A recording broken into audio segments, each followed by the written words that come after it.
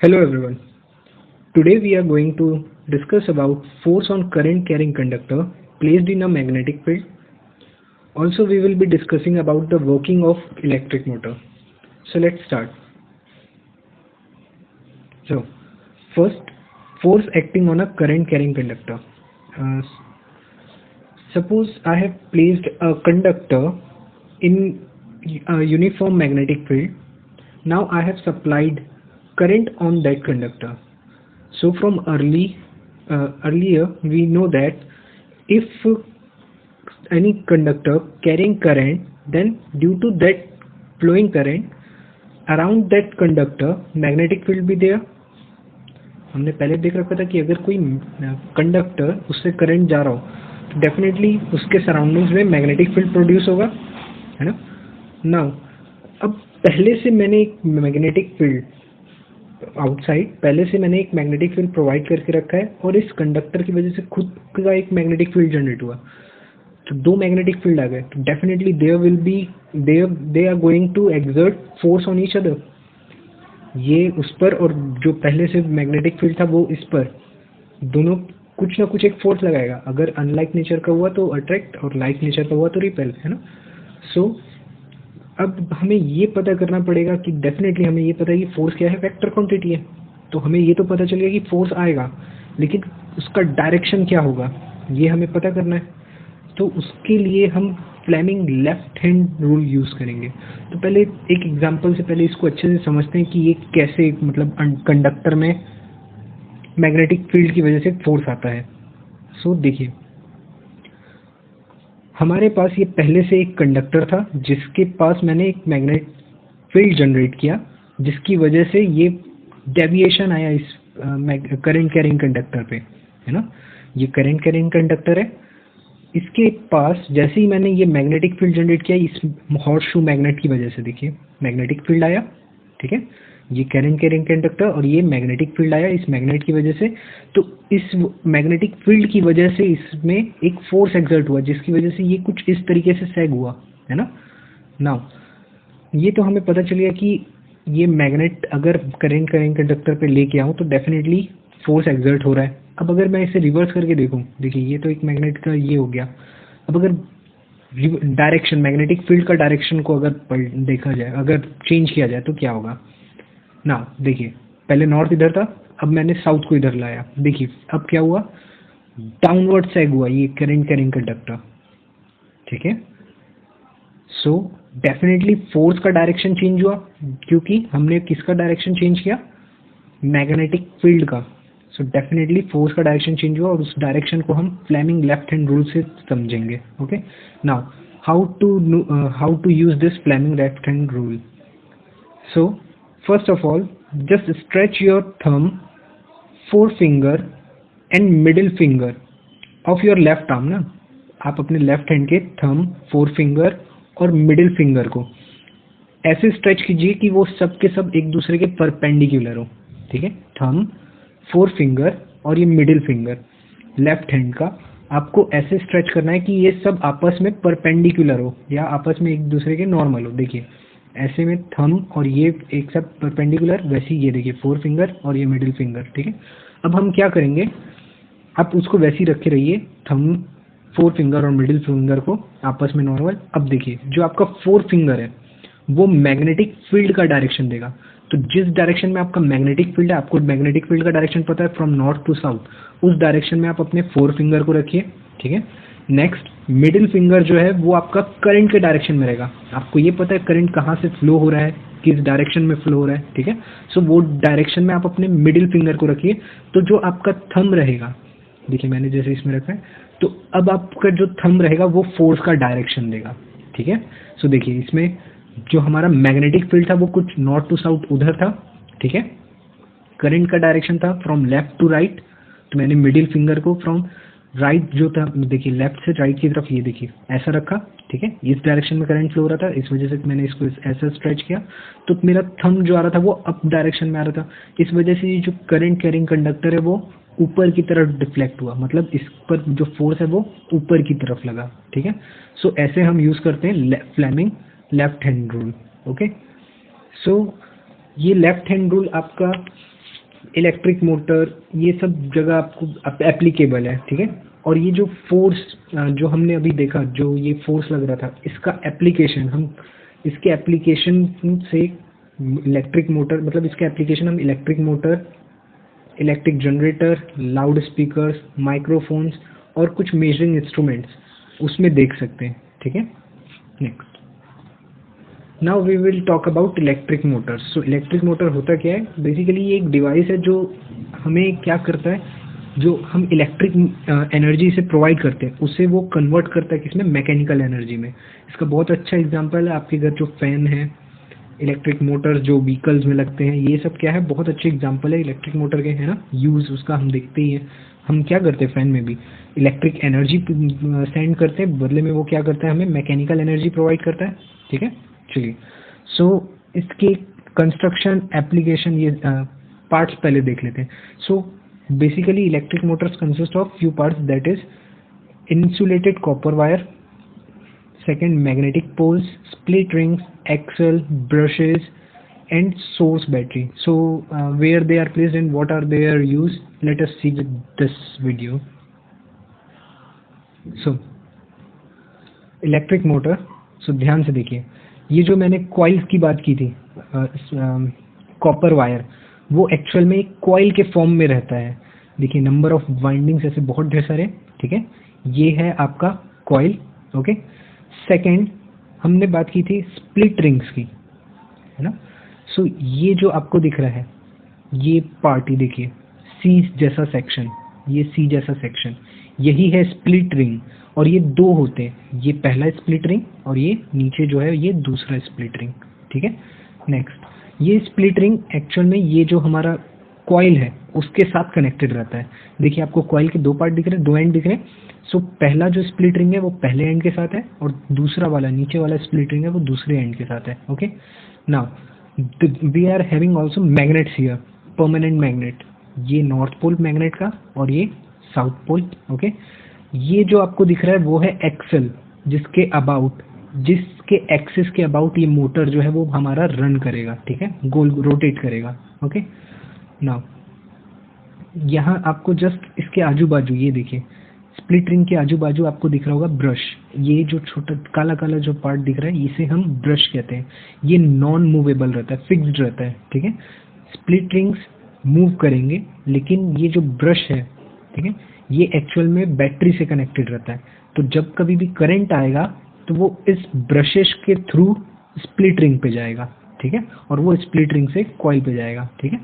सो देखिए ये करंट जैसे ही फ्लो हुआ ब्रश में गया और ये ब्रश से स्प्लिट रिंग और स्प्लिट रिंग से ये कॉइल में जा रहा है, ठीक है। सो जैसे ही ये एक्शन चालू हुआ, देखिए जैसे ही करंट हमने फ्लो कराया तो क्या होगा, डेफिनेटली पहले से हमारे पास एक मैग्नेटिक फील्ड है इस मैग्नेट की वजह से। अब इस कॉपर कॉइल में भी अगर करंट फ्लो कराया तो डेफिनेटली एक और मैग्नेटिक फील्ड जनरेट होगा, जिसकी वजह से क्या होगा, फोर्स एक्सर्ट होगा। अब फोर्स किस डायरेक्शन में एक्सर्ट होगा उसे हम फिर से फ्लेमिंग लेफ्ट हैंड रूल से समझ सकते हैं। यहाँ मुझे करंट का डायरेक्शन पता है, कुछ इधर से ऐसे जा रहा है, तो डेफिनेटली इधर से जा रहा है तो ये कुछ इधर फ्लो करेगा, ठीक है। अब ध्यान से देखिए, मैग्नेटिक फील्ड का direction from north to south, okay, left to right है, ओके। नाउ करंट का डायरेक्शन भी मुझे पता चल गया, ठीक है। देखिए होगा क्या, यहाँ से इधर तरफ जाएगा, लेकिन इस CD में AB में क्या हो रहा है, फ्रंट टू बैक जा रहा है, लेकिन CD में बैक टू फ्रंट आएगा। ये देखिए करंट का डायरेक्शन।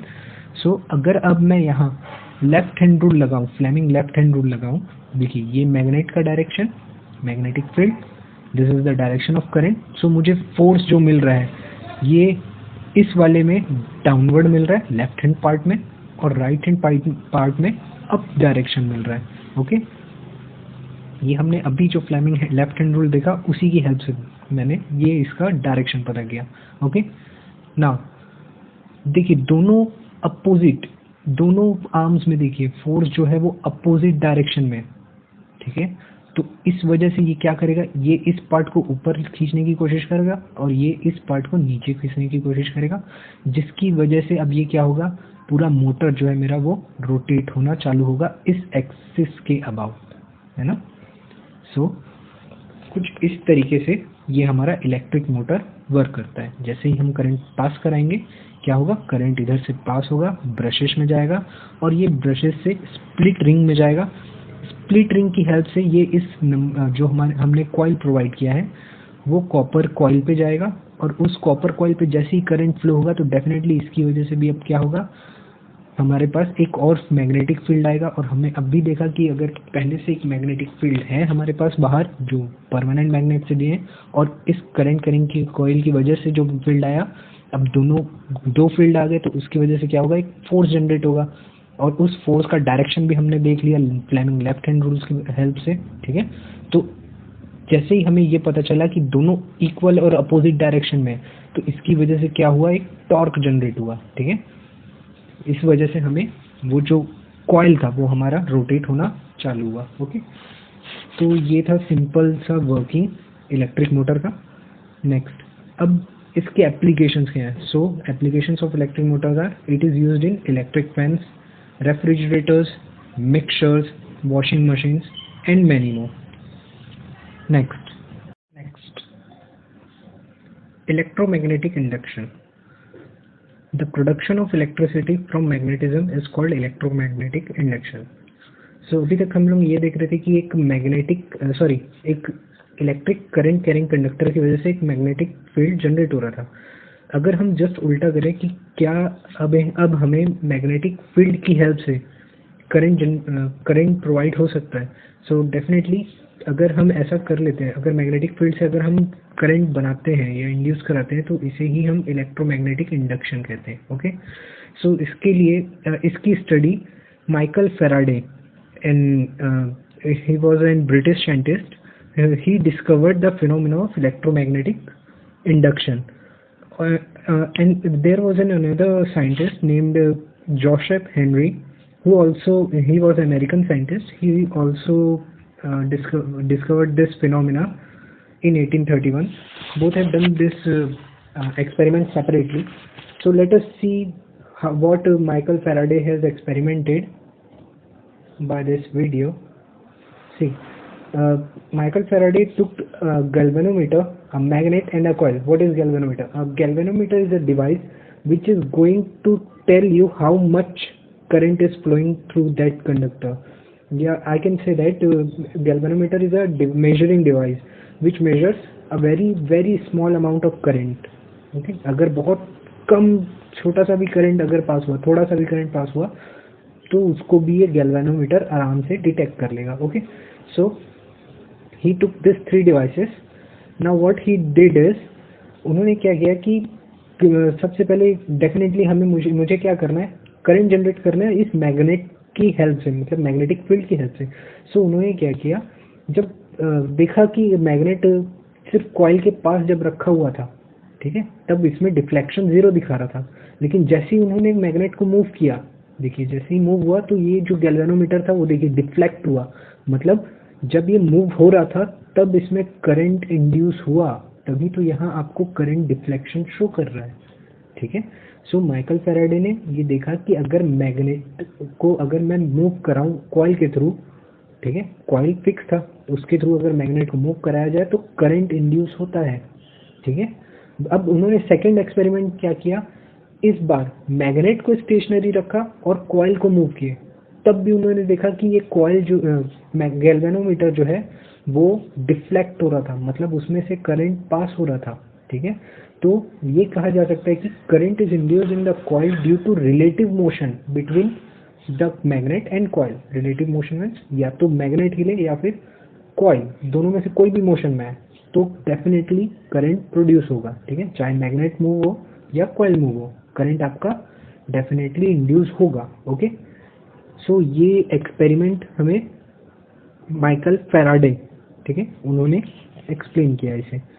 चलिए, सो ये तो हमें पता चल गया कि मैग्नेट को मूव कराने की वजह से या कॉइल को मूव कराने की वजह से इंड्यूस करंट आ रहा था। ठीक है, अब ये क्या और कुछ डायरेक्शन डिपेंडेंट हो सकता है।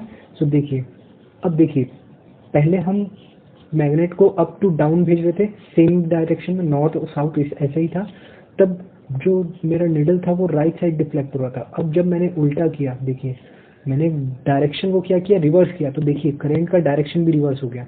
मतलब मैं ये कह सकता हूँ कि करंट डिपेंड कर रहा है डायरेक्शन, किसके डायरेक्शन, मैग्नेटिक फील्ड के डायरेक्शन में, है ना, ठीक है। सो इसे और भी एक्सपेरिमेंट से समझते हैं। क्या करते हैं, मैग्नेटिक पोल को ही रिवर्स कर देते हैं। देखिए, नॉर्थ को मैंने ऊपर ले गया, साउथ को नीचे। देखिए, अब जब इसे मोशन दिया जा रहा था तो जस्ट अपोजिट डायरेक्शन मिल रहा है। देखिए, पहले नॉर्थ जब अंदर गया तब लेफ्ट साइड आ रहा था, और जब ऊपर आ रहा था अपोजिट डायरेक्शन में तो ये डिफ्लेक्शन अपोजिट डायरेक्शन में हो रहा था। देखिए, नॉर्थ पोल इनसाइड जब जा रहा था तो डिफ्लेक्शन राइट की तरफ था, ठीक है। अब नॉर्थ पोल बाहर की तरफ आया तब डिफ्लेक्शन लेफ्ट की तरफ आया, ठीक है। सेम जब साउथ पोल नीचे गया तो डिफ्लेक्शन लेफ्ट की तरफ आया, और साउथ पोल को जब बाहर निकाला गया, अप डायरेक्शन में मूव कराया गया, तो ये हमें राइट साइड डिफ्लेक्शन दिया, है ना। सो ये सब डायरेक्शंस। अच्छा, मैग्नेट, अब डायरेक्शन ये कैसे मिला हमें, करंट का डायरेक्शन कैसे पता चला, ये हम निकाल सकते हैं फ्लेमिंग राइट हैंड रूल से, उसे हम बाद में डिस्कस करेंगे। अब अगर मैं इसके मोशन को स्पीड अप करूं तो देखिए, डिफ्लेक्शन भी जो है वो फास्ट हो गया। मतलब मैं ये कह सकता हूँ कि जैसे जैसे मोशन बढ़ेगा वैसे ही जो डिफ्लेक्शन भी है उसी रेट से बढ़ेगा, है ना।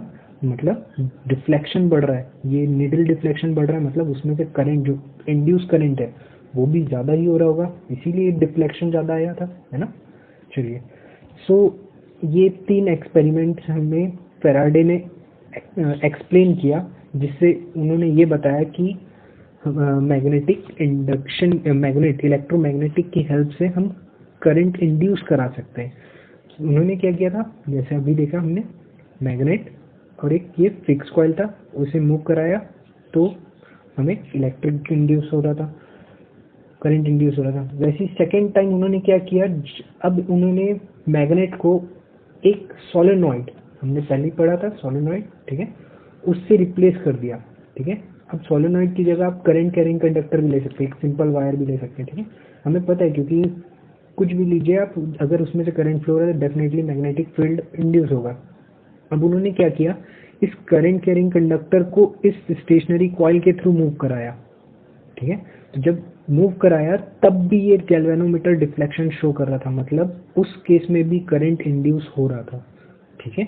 सो इस केस में ये जो हमारा रेस्ट कंडीशन में है कॉइल, उसे हम प्राइमरी कॉइल कहेंगे और इसे सेकेंडरी, ठीक है। नेक्स्ट, अब उन्होंने क्या किया, अब उन्होंने ये जो करंट कैरिंग कंडक्टर है उसको रेस्ट में रखा, और ये जो कॉइल है हमारा, जो पहले हमने जैसे स्टेशनरी पे रखा था जिसके साथ गैल्वेनोमीटर अटैच है, अब उन्होंने इसको मूव किया इस कंडक्टर के थ्रू, तब भी ये गैल्वेनोमीटर डिफ्लेक्शन शो कर रहा था।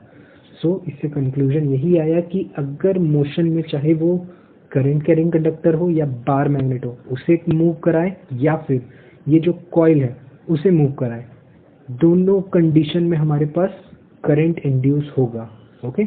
और इसी प्रिंसिपल की हेल्प से आपका इलेक्ट्रिक जनरेटर, ठीक है, जिसे डायनामो भी कहते हैं, वो इन्वेंट हुआ, या फिर हम इसी प्रिंसिपल को उसमें यूज करते हैं, ठीक है। सो इलेक्ट्रोमैग्नेटिक इंडक्शन हमें क्लियर हो गया कि definite production of electricity from magnetism, है ना। अगर हम इलेक्ट्रिसिटी प्रोड्यूस करेंगे मैग्नेटिज्म की हेल्प से तो उसे हम इलेक्ट्रोमैग्नेटिक इंडक्शन कहेंगे, ठीक है। So that's it for today. In next class we will be seeing what is Fleming's right hand rule, and we will also discuss about electric generator.